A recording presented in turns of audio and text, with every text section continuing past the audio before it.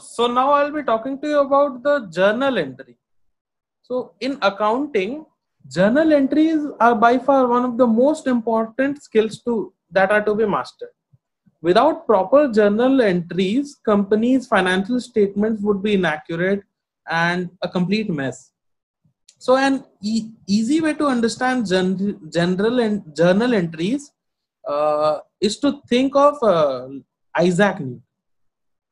Isaac Newton's third law of motion, which states that for every action, there is an equal and opposite reaction. So whenever a transaction occurs within a company, there must be at least two accounts affected. Uh, for example, if a company bought a car, the company's assets would go up by the value of the car. However, there needs to be an additional account that changes. That is the equal and opposite reaction. The other account that is affected in the company's cash going down because they use the cash to purchase the car.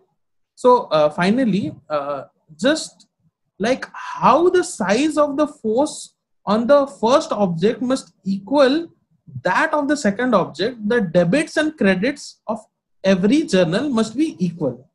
This is the meaning of the journal entry. Journal is the book. The meaning of journal. Journal is a book in which every business transaction is recorded. So it is called a journal. Primary entry book where all the economic transactions are recorded in a chronological order.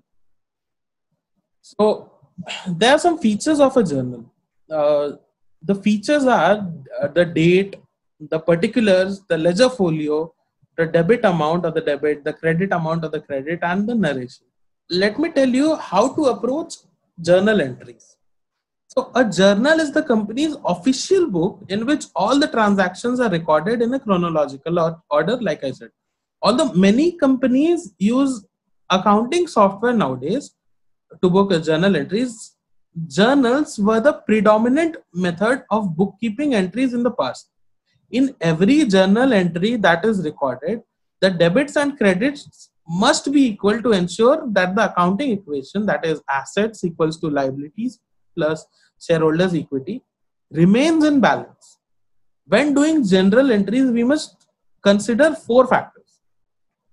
The first one is which accounts are affected by the transaction. Second one is for each account, determine if it is increased or decreased. The third one is for each account, we must determine how much it has changed. And the fourth one is we must make sure that the accounting equation stays in balance. The debit side and the credit side, or the assets equals to liabilities plus equity side. So the best way to master journal entries is through practice.